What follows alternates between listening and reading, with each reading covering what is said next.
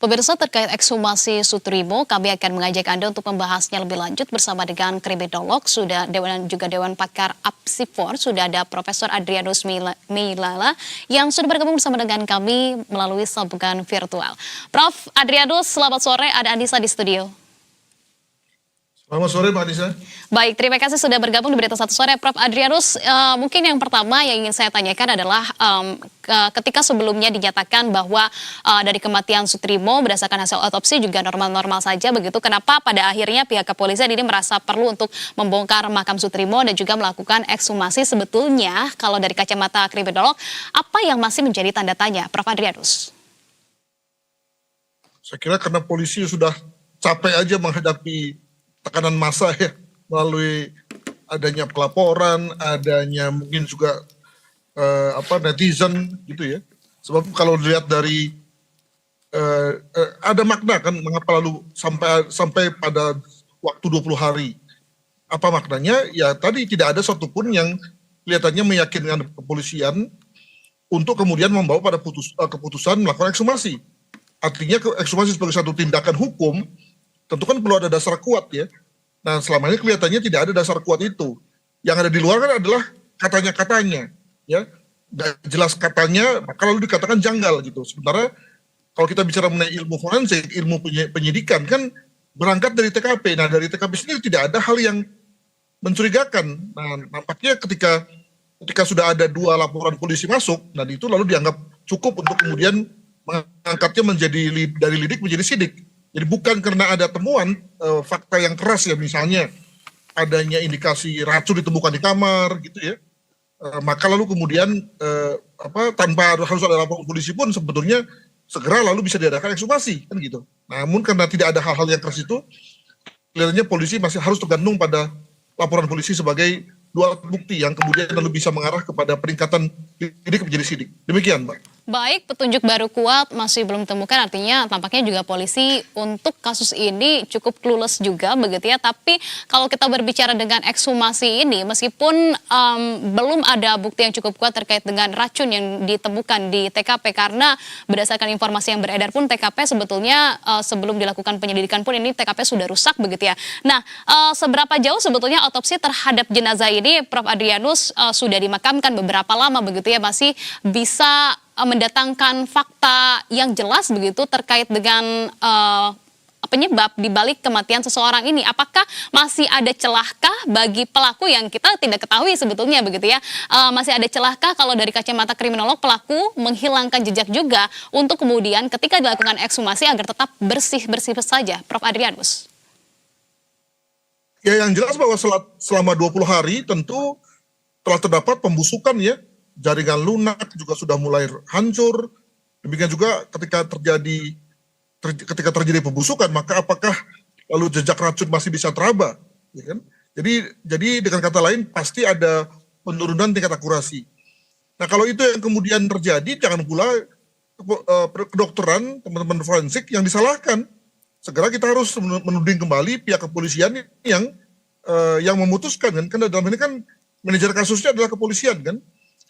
Kalau memang dia dari awal tidak yakin ya tidak yakin terus gitu ya, bukan lalu kemudian karena ada unsur terpaksa atau karena tidak tahan mendengarkan suara-suara gitu ya, baru kemudian memutuskan ekshumasi, bahkan langsung kemudian menetapkan sangkaannya yakni pembunuhan berencana. Ini juga menurut saya menarik ini ya, tidak ada indikasi tapi lalu langsung berani mengatakan bahwa terjadi pembunuhan atau pembunuhan berencana. Jadi menurut saya agak terlalu jauh juga nih kepolisian nih. Sikapnya adalah bahwa tentu saja kesimpulan masih akan bisa didapatkan betapapun dari segi persentase tentu akan berkurang ya dibandingkan dengan kalau kedokteran itu bisa mengekshumasi pada 1-2 hari pertama setelah dimakamkan, tentu tingkat kesegarannya tinggi sekali. Sementara kalau sudah sekarang, apalagi kalau dikaitkan dengan kelembaban tanah dan seterusnya, maka tentu bisa terjadi pengurangan yang cukup signifikan. Demikian, Mbak. Baik, Prof, jika Anda kemudian menilai polisi terlalu jauh menyimpulkan pembunuhan ataupun pembunuhan berencana begitu terkait dengan kematian Sutrimo, lantas analisa dari Anda berdasarkan petunjuk-petunjuk ataupun juga fakta yang kita ketahui begitu bahwa Sutrimo kemudian ditemukan meninggal dengan mulut berbusa, sebetulnya Anda lebih mengarah kemana? Betulkah ini analisa Anda memang adanya juga pihak lain, ada tindak pidana di sana atau murni karena kematian itu semata? Ya dampaknya soal eh, dugaan itu lebih karena pada saat pelaporan, lalu anggota masyarakat kemudian melaporkan terkait dengan pembunuhan atau pembunuhan berencana.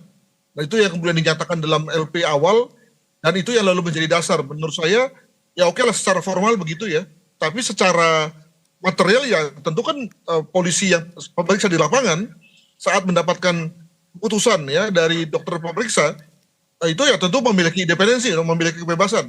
Kalau kemudian hasilnya ternyata tidak ada kaitan dengan pembunuhan atau pembunuhan berencana, ya jangan lalu dipaksakan kan. Jadi oke lah sebagai satu konteks administratif boleh saja, tapi amat tergantung pada situasi di lapangan. Nah, kalau soal situasi di lapangan ini, maka kalau dikatakan tadi, misalnya kalau dikatakan sebagai bahwa Sutrimo itu meninggal secara tidak wajar, maka barulah kemudian kita lalu lakukan yang namanya forensic trail ya, kita lihat jejak ke belakangnya, dengan siapa dia pergi, dengan siapa dia pada jam-jam terakhirnya, dengan apa dia minum dan seterusnya. Tapi kalau kemudian dia dinyatakan sebagai meninggal karena wajar, dengan kata lain karena faktor usia, faktor geriatri, atau faktor penyakit menyebabkan dia mati, maka ya segala cerita-cerita tadi ya hanya cerita isapan jempol saja gitu ya. Jadi sekali lagi kita akan amat tergantung pada hasil dari kedokteran dalam rangka penyebab mati yang bersangkutan. Demikian, Mbak. Baik, Prof. Adrianus, artinya apakah langkah yang dilakukan oleh polisi sejak awal ini memang sudah melenceng, meskipun pada saat ini mereka mulai beralih begitu, mulai kemudian memiringkan lagi begitu kepada arah yang benar, atau seperti apa, Prof. Adrianus? Ya saya kira memang wajar ya kalau kemudian polisi tidak terlalu yakin sejak awal. Tapi juga kemudian jangan terlalu konservatif gitu ya. Jadi misalnya kalau sampai 10 hari pertama, lalu kemudian polisi tidak yakin, ya putuskan saja. Memang tidak akan melanjutkan. Tapi kelihatannya kan polisi tetap saja ragu-ragu, tapi kemudian tetap memilih untuk tidak melakukan ekshumasi.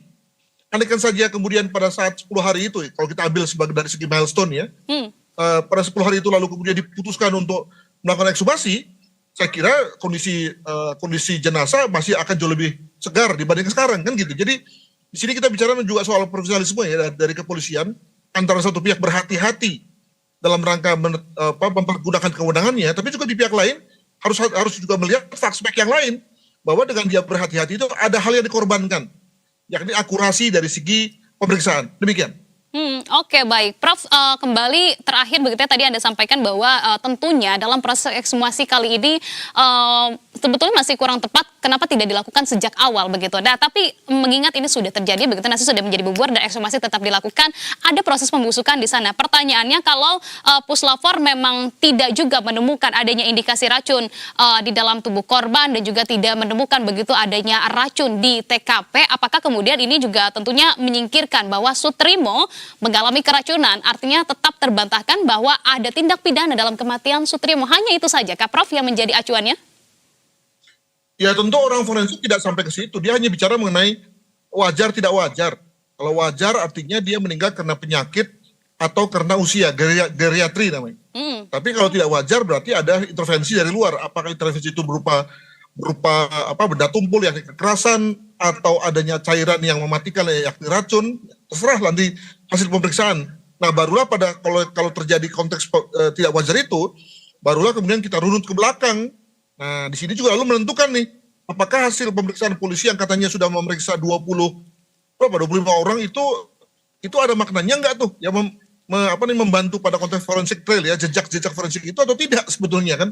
Jadi ceritanya masih panjang, Mbak. Ya, jadi jangan lalu kemudian juga segera disimpulkan bahwa kalau sampai tidak wajar, lalu kemudian pasti berkaitan dengan kasus mantan majikannya. Bisa saja misalnya si Sutrimo ini misalnya dibunuh oleh orang lain, bisa aja kan.